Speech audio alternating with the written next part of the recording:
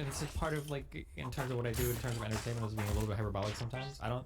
I guess it hurts some people to disagree with me, sure, but I think I'd probably agree. If I'm very, very gentle and nice, I can probably have a better chance of getting someone to agree with the position, sure.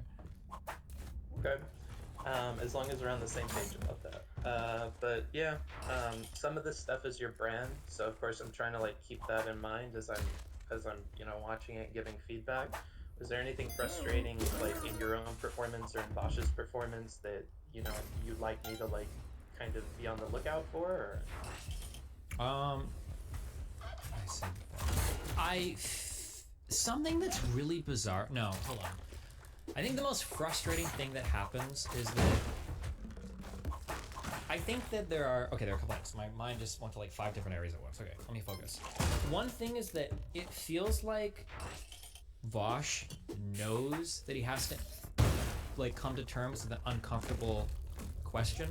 So rather than answer it, he pads it with a whole bunch of irrelevant stuff to kind of obscure his answer. Let me give you an example, okay? So, would it be morally permissible to steal a child's cereal, right? Let's say that somebody's given the moral argument that stealing cereal is always okay, right? Okay, and so I ask them, really, you think stealing, so would it be morally permissible to steal a child's cereal? So if somebody's open with statement, now if we were just being pure logic brains, then the person would respond, yes, it is morally permissible to steal anyone's cereal. A child counts as a person, therefore it is morally permissible, I think I'm saying this wrong, to steal their cereal. Yeah. That would be like the logical like response. Like, okay, cool, then we move on. The way that Vosh would answer this question is, okay, wait, so would it be morally permissible to steal a child's cereal? Is he would go, well, I don't like the idea of stealing cereal. Personally, I wouldn't do it, and I think that we can be better people, and I don't really like the idea of that. I suppose someone could, and I consider it to be moral, I guess, but we shouldn't do that. Like, I feel like I get these weird things where like, he kind of answers the question, but he'll pad it with a whole bunch of statements that are kind of irrelevant to it. So like, I think one of the questions was like, do you think that it's morally acceptable for a lefty to rent property at market rates? And I feel like I asked that question like 3 or 4 times, and I feel like, in my memory, it's like he'll say things like, well, if they can do it, they should rent it lower. But okay, but that's not what I'm asking. It feels like he'll talk around the answer a lot to avoid kind of like owning the hard conclusion of the previous things he said. Like, and he's just trying to hide from the actual answer. I get that feeling a lot. I would agree. He gives a lot of like very political answers, and it does seem like he's keenly aware of questions that are going to be difficult to answer. Yeah. Yeah. Yeah, go ahead. Oh, I was gonna like combine that with a bit of a compliment to you though. Normally, when there are questions like that, you kind of fail to see the implications of your answers to things, but this time around, you not only were observant of when a question would screw you, but when Bosch's answers weren't sufficient, or other things at like a rhetorical level you seem more aware of in this talk. Yeah, and then to be clear with what I've told you in the past, I'm always aware of these things. I just normally don't care because it's not really relevant to my argument. So like, if he were to answer this in like 2020, then I would just move to the next thing because I understand what he's saying more or less, and I know that he's being nervous. But now I'm trying to point it out more so that the audience can get an idea of like my frustration in an argument. So I am aware of it. I'm just trying to be more like vocal about it on both sides now. Yeah. The second issue that I have is, I feel like sometimes he has a bewildering understanding of things I'm saying that should be pretty clear. I wish I could remember some exact answers, but there were a couple times where he would say to me, like, do you think lefties should unironically have to give up everything or can't participate in society? And I feel like I've been ultra clear to stay away from giving any indication that I feel that way. I've never said that somebody should donate all their money or that somebody isn't allowed to participate. Like, I think I've said pretty clearly that, like, you can just make, like, but I feel like he'll keep kind of jumping back to those very safe strawmans that like get easily destroyed. I feel like he jumps back to that in the middle of conversations sometimes, which kind of bothers me. The kind of pivoting around that. Yeah. Those are the 2 things that bothered me the most. I felt like I tried a lot I feel like the majority of this conversation was spent where I feel like I was legitimately making a good faith effort to understand his position, and I feel like today I still don't know his position. I don't know. I truly don't.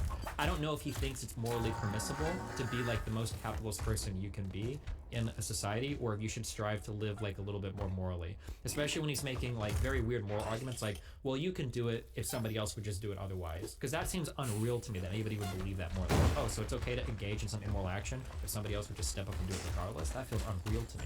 And when I started testing that with different scenarios, the thing that made me think that he wasn't, I don't want to say wasn't being good faith, but that he wasn't honestly engaging with that question is when I started to give hypotheticals, he went to absurd lengths to say that they weren't valid. So when I gave the hypothetical of would it be okay to own slaves in the South, like prior to the freeing of slaves and anything like that, he's like, well, no, that's not okay because you could always like free your slaves and slaves weren't necessary to the South's economy.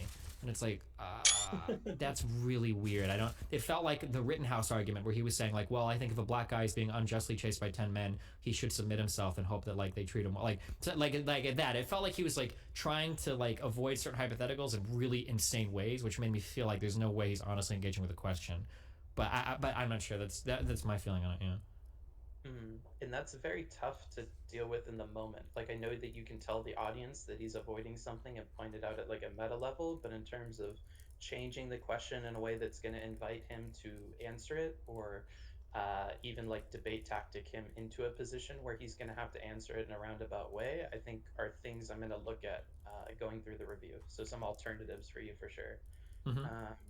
Yeah, Mike, because I feel like this is my feeling of what's happening. Okay, my feeling of what's happening is that this is something that he hasn't thought about like to an extreme extent yet, and I'm asking him for clarifying questions on positions that aren't fully developed. So as he's developing them in the course of the argument, like it's going to happen that he's going to say some things that will contradict something else, and then when I just point out a contradiction, he gets very upset and says like, because he started to pull out like the Destiny debate toolkit where he's like, you're just going for gotchas. It feels like you're just trying to trap me, and it's like, well, no, dude, like you said this thing like 2 minutes ago, and now you're saying this thing. And it feels like, and you can listen to this, and it might be that I'm too biased as to fucking argument. It felt like he was going to like an absurd level of mental gymnastics to justify like every single like, this is why no lefty has to do anything good ever. And this is why all of my critiques aimed at individuals are actually, all of them are just jokes, and this is why like everything is like bad though on this. Like it felt like we were going through like we were making so many exceptions. Like I think at one point I specifically say, if you're going to make a moral statement and put like 50 million asterisks behind it, like all of these conditionals are weakening your statement so much. That's what it felt like. Yeah. Now, one thing that I struggle with, but something that came up a lot here, is this idea of there may be a difference between you in terms of like being a rule utilitarian and an act utilitarian. At a philosophical level, can you describe any problems you had with the talk? Or I don't think philosophy was like necessary for any part of this conversation, and I thought the reason why I tried to avoid the philosophy talk is because I thought we were getting like lost in the weeds in terms of like philosophically, or I thought we were getting lost in the weeds of the actual argument. I don't think we needed to dive into any philosophy for these for this conversation, so that's why we didn't. I can talk some philosophy if you want about how I don't think it applied if you want, but. No, I'm trying to talk to a philosophy guy about it, because some of the philosophy too. Wait, Ram? No. Oh, I don't like talking, yeah. Okay. Like, so for instance, like, and I don't have the necessary level of philosophy to do hardcore ethics debates, but I know that at least at my level, you can argue, so I would say that I'm a rule utilitarian. You can argue that rule utilitarianism collapses into act utilitarianism, that it's actually the same thing. But you can also argue for forms of like threshold deontology that sound a little bit utilitarian. You can also argue that threshold deontology could collapse into deontology. And you can argue that threshold deontology and rule utilitarianism are the same thing. So at the end of the day, like getting lost in the weeds on like normative ethics is like, it's such a much more complicated question that doesn't need to be addressed here. Like we can all like have a general understanding of agreement that like, well, this thing is probably a bad thing. This is why I kept getting annoyed when he kept bringing, well, I'm a consequentialist. And it's like, hold on, okay? Just because you're a consequentialist, you're doing like the 5th grade consequentialism, where you're like, oh shit, we should always kill one person to save 5 people. That's always going to be a good thing because of consequentialism. And it's like, well, hold on, what kind of society would we live in if that was a good thing, right? This would be horrible, you know, right? If we think like once, that's why I was getting really annoyed that like he kept trying to like bring up like consequence, because I was trying to avoid that because consequentialism had nothing to do with any of this. Yeah. Okay, and to be charitable to Bosch, could you see any way that consequentialism could kind of help describe the position he's trying to form, or not really? I hope not. It's possible, but if it was, then his consequentialist understanding is unbelievably horrible. Because like, if I'm being ultra charitable, his consequentialist underpinning here for this moral argument would be, it's okay if people are inconsistent so long as it achieves some good outcome. Like that's literally like the most fundamental basic way I could view that argument.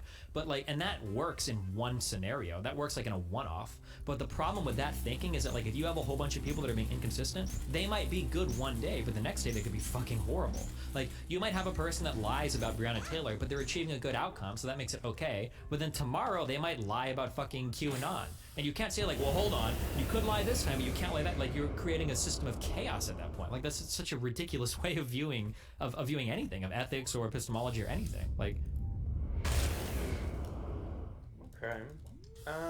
So that's like 3 major things so far. Were there, like, I'd really like to get something that you might want to clarify or backpedal on a little bit, or maybe rephrase. The biggest thing that I could like quote unquote backpedal on is that like, maybe it's not fair to say that like the left engages in the same level of harm as the right does online, or that like QAnon and all that conspiracy spreading stuff can be more harmful than others. That's probably true, I guess. The main thing that I obsess over is the spreading of misinformation. So when I see somebody engage in like QAnon conspiracy theories, and then I see somebody lie about whether or not Breonna Taylor was in bed or not, to me that is like very equivalent. That lying and but like in terms of like overall harm done to society, I think I clarified this with Bosch. Where in terms of overall harm done to society, like the QAnon stuff can be worse. But I think that like on its own, like the misrepresenting fact is just really bad, and it's one of the worst things that can happen, regardless of the outcome of that. Yeah. Related to that, I remember a specific point in the debate where he asked you if 2 different content creators or 2 different politics people are similar in like how bad they were or something like that, and you responded yes, and he found that to be like unbelievable. So we were thinking of this on 2 different levels. So he compared Philosophy Tube with Brianna Joy or whatever the fuck her name is. And the reason why I said yes is because they both engage in misinformation, which is just horrible to me. So on that level, the thing that I care the most about, they're the same. But then I think later on, he asked me, like, do you really think that he used an example of Brianna talking to Chomsky. When he's like, do you really think that anything that philosophy is that bad? And when I think about like, well, in terms of like harm they've caused, the Brianna person is infinitely worse probably. Well, not even worse, but it's far worse than Abigail. So like, yeah, I can agree that one causes more harm. So when we're thinking in terms of like just like end result, like harm to society, like yeah, there's probably a difference. But in terms of the thing that I care about, which is the spreading of misinformation, I think they're very similar. But I clarified that later, but I probably could have been more clear on that initially, or I need to be more clear on that initially.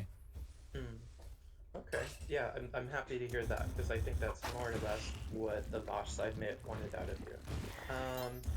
One other thing, so I feel like you were pretty scathing in your kind of review of Philosophy too. I would agree that a lot of the economic stuff is kind of cringe and like second-grade socialist stuff, but I think saying things like all of the content is bad, or we could erase it all and it won't have an impact, I feel like these are statements that I would imagine you'd want to walk back, especially after watching a video that, in my opinion, was more than a 5 out of 10. I think it was pretty okay. It was okay, sure. But the problem is that when you as a content creator put certain arguments out there into the ether, other people will carry those arguments for you. And when you're engaged in having a massive platform and you're not willing to do any research, you're not willing to do any homework, and you will just willfully, with gross negligence, put out unfactual statement after unfactual statement, I think that causes a harm. I think that the people in the world that lie about Breonna Taylor being in bed or not are the people in the world that give power to the QAnoners. That when you start playing fast and loose with the truth and you start lying like that, you basically create a world where everybody thinks it's okay to lie for their side. I don't like that. One of the most traumatizing experiences in the world is, it happened recently when I was at my mom's a few months ago, and anytime we would argue about something, I would have to concede so much ground to her. One story that she brought up was the kid, that Republican high school kid, and the Native American or whatever. When that story was initially reported, there were a lot of people that were running with the idea that those kids like chased down some natives and antagonized them. That is a total fucking lie. It was an absolute fucking lie. And the fact that when I have to talk to my mom about these things, that I have to run back and I'd be like, yeah, okay, hold on. The media did lie about this. Yeah, a lot of left-leaning people did exaggerate this. Yeah, that's not really true. Oh my god, dude, it destroys my argument. I feel cringe even trying to say that these people are credible afterwards. Like, it hurts me so much to do it. That's like my big problem with people that are lying and misrepresenting facts. Like, fuck, it hurts so much. On that topic, you said something about misinformation that honestly triggered me. I think it was something along